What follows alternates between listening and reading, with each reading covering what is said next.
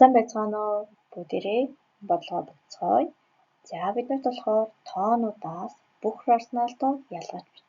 За тэгэх юм бол бүгдээрээ рационал тоо гэж ямар тоо хэлдэг юм бэ гэдгээсээ эхэлье. За тэгвэл бүгдээрээ тоо олонлогтойгоо танилцгаая. За бид нарын бол хамгийн ихний олонлого бол натурал тоо олонлого. Натурал тоо олонлого маань аливаа юмсыг тоолоход ашиглагддаг гэсэн. Жишээ нь 1, 2, 3, 4, 5, 6, 7 гэх мэтлэн бүгдээрээ тоолох боломжтой. За ямарваа нэгэн олонлогийг тэмдэглэхдээ латин цагаагийн том үсгээр тэмдэглэдэг. Харин угалзан хаалтан дотор бол тухайн олонлогийн элементүүдийг тоорч бичдэг. За натурал тоо олонлого тэг, сөрөг бүхэл тоонууд хамтдаа бүхэл тоо олонлогийг бүрдүүлдэг. За үүний дараа бол биднэрт рационал тоо олонлогийг ярьцгаая.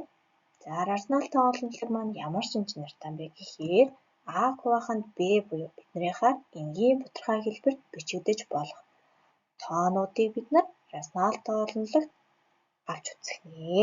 За хүртэлд бол бид нар бүхэл тоо олонлогоос утгаа авдаг. За харин хуваарьт бол натурал тоо олонлогоос утгаа авдаг байна. За жишээ нь бидэнд 2 гэсэн элемент өгдлөө. Нэгнийг 2 гэж илэрхийлж ичиг учраас биднэрт бол рационал тоо олонлогийн элемент мөн байна гэж үзсэн.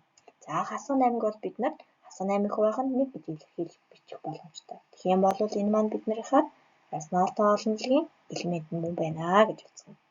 За 10-ын бутархайгаа бүгдээрээ ярьцгаая. За 10-ын бутархай 2 ангилна. Төгсгөлөг, төгсгөлгүй гэж.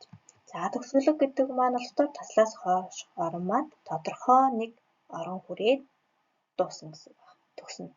За харин төгсгөлгүй маань болохоор таслаас хойш орон маань хязгааргүй үргэлжилнэ гэсэн. За төгсгөлгүй дотроо биднэрт үрт, үегүй гэж 2 ангилдаг. Үрт гэдэг маань болохоор таслаас хойш орон маань тодорхой нэгэн зүй тогтлоор давтна гэсэн.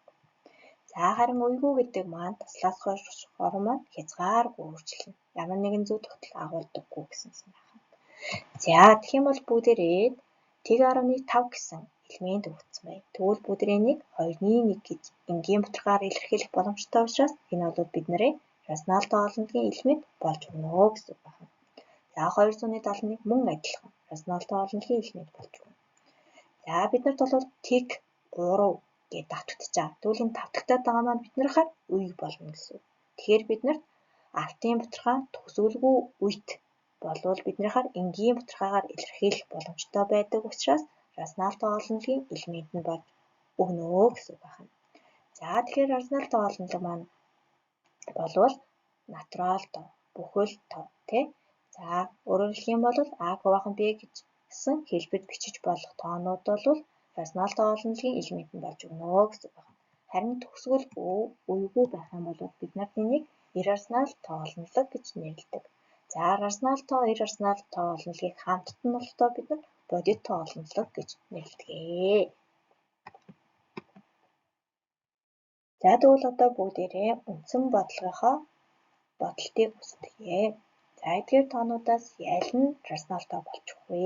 За дараах 3 тоо маань рационал тоо болж өгнө. За эхнийх нь бол төгсгөлгүй үйт ардын бутархай байгаа учраас энийг бүгдээрээ энгийн бутархайгаар илэрхийлэх юм бол 2 бүхэл 9-7 гэдгээр илэрхийлэх боломжтой тий. За дараагийнх нь хасах 4.5-ыг хасах 9-ийг хувааханд 2 гэсэн хэлбэрээр илэрхийлэх боломжтой. За дараагийнх нь язгуурын дор 16 байгаа учраас 4 гарна.